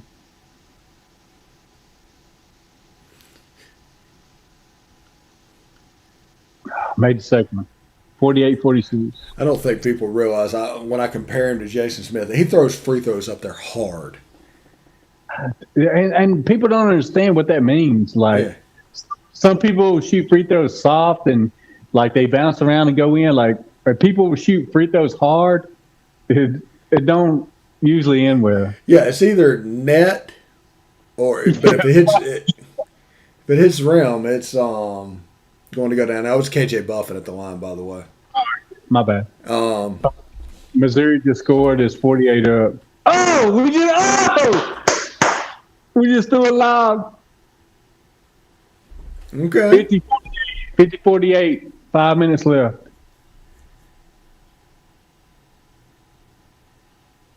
Come on, D. They're trying to go in low. Missouri's trying to go in low. Air ball. Rebound. Oh, we got the rebound. 50-48. 4:37. We got the ball.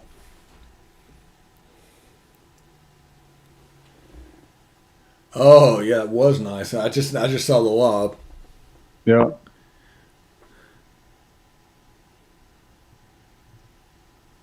Oh my God.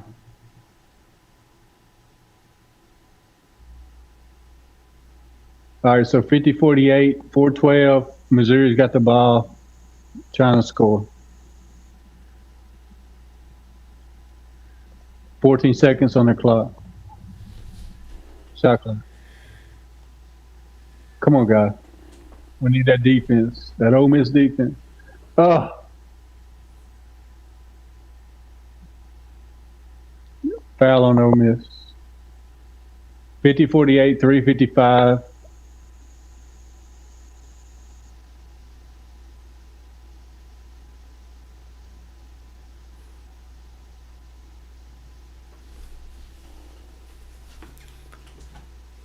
That lob was nice. Yeah, it was a very nice lob. Man, come on, guys. See, this is where we usually don't come out on top, is when it's a close game with seconds left. You get that W, that we are Ole Miss. We don't need to be there right now. Let's close it out. Yeah, now the officials seem to be calling things a little bit. Oh, man. There's no doubt. They're letting them play. There's no doubt at all. well, but they're calling fouls for stuff that out of nowhere they're not calling. There seems to be some inconsistency. They're letting them boys play. I know that for sure. For sure. Because had it be a regular season game early in the season, they would have called, man, it'd been a way lower scoring game than it is now. We have 3 players in double figures. I'm at a commercial now. 38% from 2, 30% from 3. At the foul line, we are at 69.2% currently. 35 rebounds, 7 assists. That assist number is a little bit down, I think. But we have 3 players in double figures. Romero White has 10 points. Luis Rodriguez has 10 points. And Devontae Schuler has 12 points on 5 of 15 shooting, 2 for 5 from 3. So we need Devontae in, man, like 25. We need Romero White in like 20, and then we'll be straight. Yeah, well, yeah.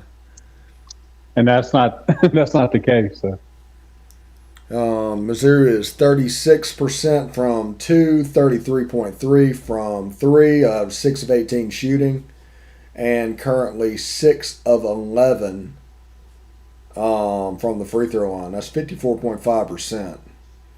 30 rebounds for Mizzou, 13 assists.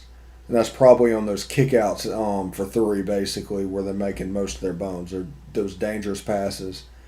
When you get your hands on them, it changes things. So Listen, for Ole Miss to make the tournament, for Ole Miss fans listening, like this is a must-win game. Like, yeah, if we lose this game, there's probably not a way in. No, this is a must-win game. This is extremely important. Save winning the tournament, which could happen with this defense.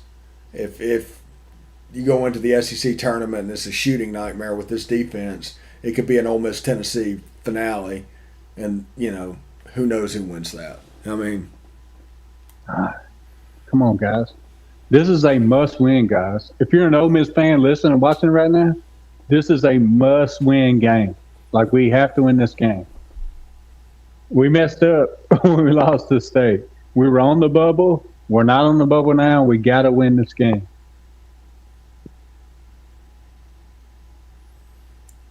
2-3 zone.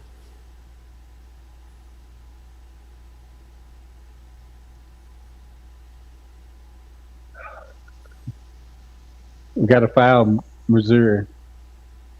I think we get to shoot free throws.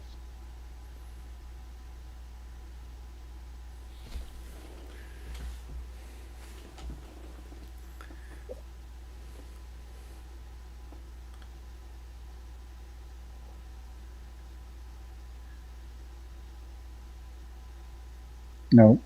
Taking it out under the go.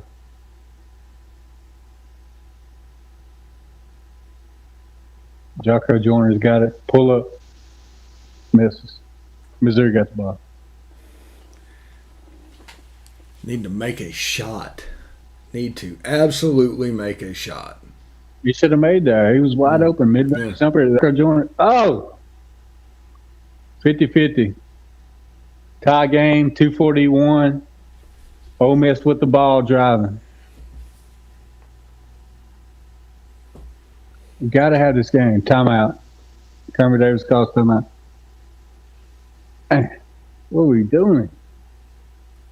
So I got 50-50, 2:33 left on the clock. We got the ball. Timeout. We got to score. We got to score right here, bro. Got to. I'm telling you.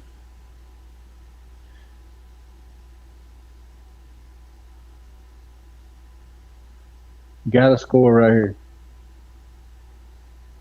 Their big man right now is owning Romelo.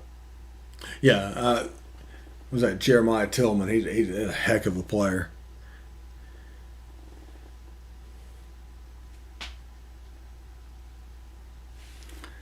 .233 left, 50-50. Man, is this not an Ole Miss game? Like, can we not have one of these games?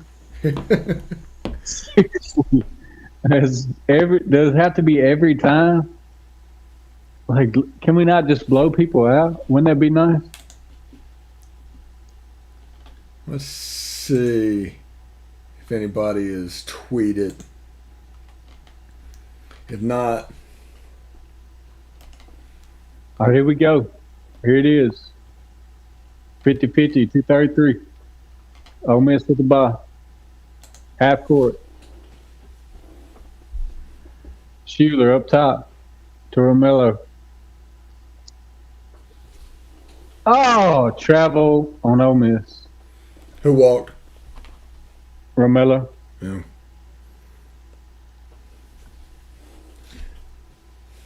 Remember, Ole Miss was up by 9 at halftime. The second half has not been a good look for Ole Miss. Well, we need to stop right here. Oh, we got it. Defense. Schuler. Didn't make it, but Ole Miss ball. Should have made it. Ole Miss ball.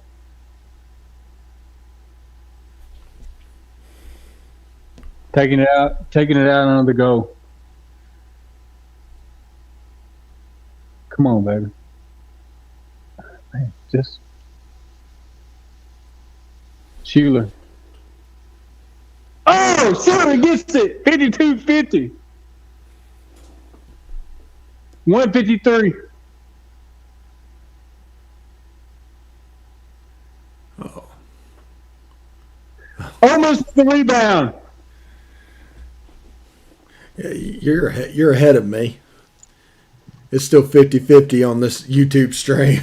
It's 134, 52, 50. Ole Miss with the ball.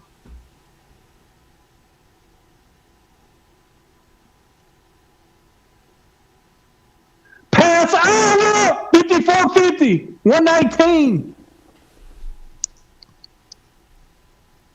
Timeout, Missouri. 54-50, 114. Timeout, Missouri. Ain't this Ole Miss?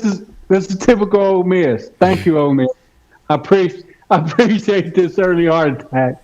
Thank you. Another games in the SEC. Mississippi State beat Auburn 81-68.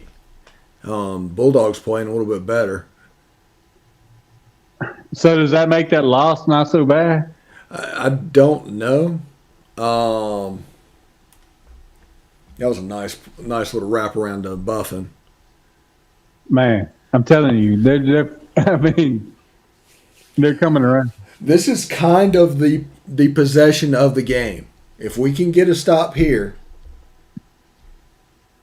and get a rebound and get a stop means getting the ball to completely turning them over, we should be in good position to run some clock because if it's 54-50, all of a sudden you're going to run 30 seconds off the clock. Oh, we got 54-50 with 114. 114 on the clock. 54-50, 114. Yeah. So Mizzou has 28 seconds on the shot clock. Yep. Coming out of this, and I mean this. Man, we got to play defense, man. If we could play defense right without fouling. The last time Ole Miss defeated the same ranked opponent twice in one season was 98-99. Bro, and they're ranked 24th right now. Yeah.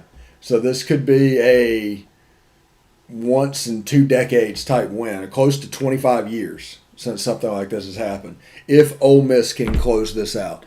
It says Ole Miss is 2-0 versus ranked teams this season. That doesn't seem right. Well, I guess Alabama wasn't ranked.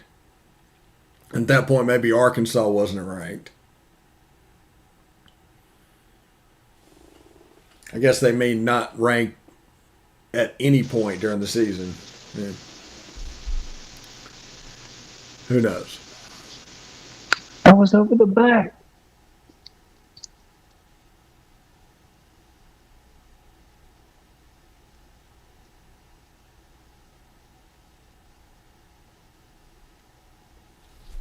So I'm at 54, 50 Ole Miss, 54.5 left on the clock.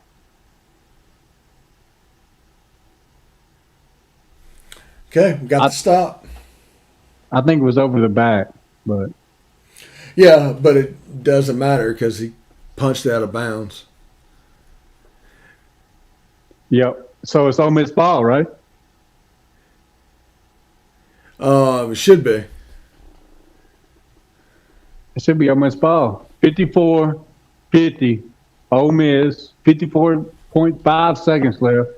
And they're going to run 30 seconds off the clock. And if they can make a shot to go at 56-50, this game is basically over because Missouri won't get the ball until about 24 seconds left. Come on, baby. If not, yeah, obviously Brown hit that over. It should be Ole Miss ball, right? Should be. Because that was the call on the floor. Because the official pointed that way. Look, Kermit, he's calling it up. Kermit's calling it up right now. Let's see what they do. Hey, we're just at a scorching 37% now from the field. 27% from 3 and 69% from the free throw line. Matt Morrell has been pretty active today, by the way. Even though he didn't shoot particularly well, you can tell he was kind of feeling good at the moment. Oh, full court, Ole Miss ball. Shooter's trap. We beat the trap. Foul. Ole Miss ball. Foul. Oh, were we not in the bonus? 54-50. I think we're in the bonus. 54-50, 47 seconds left.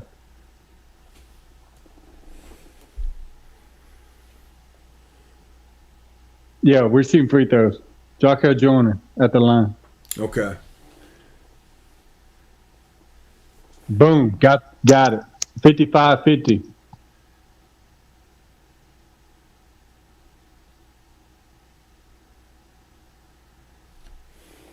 Come on, baby. Boom. Got the second one. 56-50. 47 seconds. Now just play normal Ole Miss defense, and he should be all right because if history shows, Missouri doesn't have that. We got it. Intercepted. Ole Miss got it. Oh, they fouled Jocko Joyner. We got it. They fouled Jocko Joyner. We got it. He's going to shoot free throws. 56. Yeah, that's probably going to do it because he'll probably make them both because I think he's an 85% shooter at the line. Yeah, 56-50, 29 seconds left. Jocko Joyner with the interception.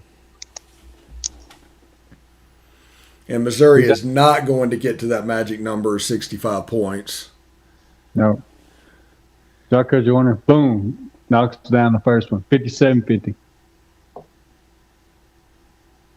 Man, why does it always have to be like this? Why can't we just win like everybody else does? Like Alabama. Boom. 58-50. Yeah, and this game is pretty much over. Just don't foul. Yeah, don't foul. That was a ticky-tack foul they called. 58-50 with 18.6 seconds.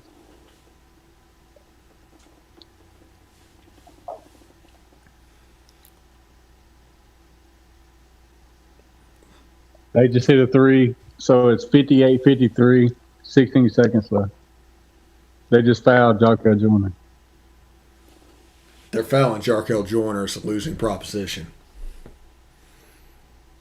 He's going to be at the line with 15.3 seconds left. 58-53 with 15.3 seconds left.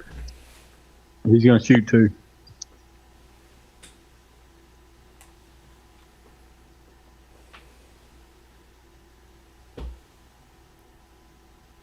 Oh, makes the first one. 59-53.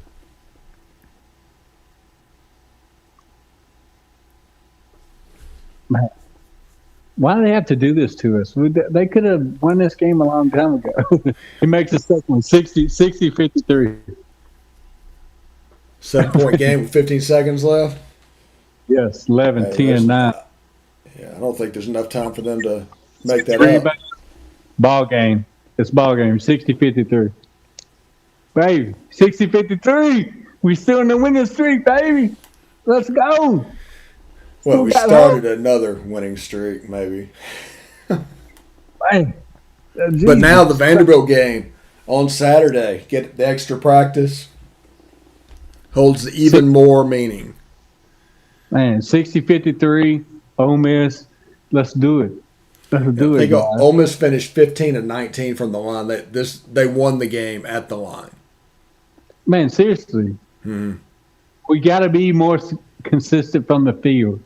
Like, just period. Three-pointer, inside three. Like, we got to be more consistent, bro. But anyway, that is our watch party. 60-53. Ole Miss is the victor over Missouri. Tomorrow, Chris is going to be coming to you live from Swayze Field, talking about a little Ole Miss baseball, the number one Ole Miss Rebel baseball team. So we're going to do that. I'll be home plate. I'm ready. Let's go. Hey, we got the number one baseball team in the nation. Let's go. Yeah, and tomorrow night we're going to go to Chris. He'll be on location, and we'll discuss what's going on for the first 5 innings, and then after the game we'll get together for a totality look at everything Ole Miss. But for Chris, I'm Steve. Thanks for turning into our first ever virtual watch party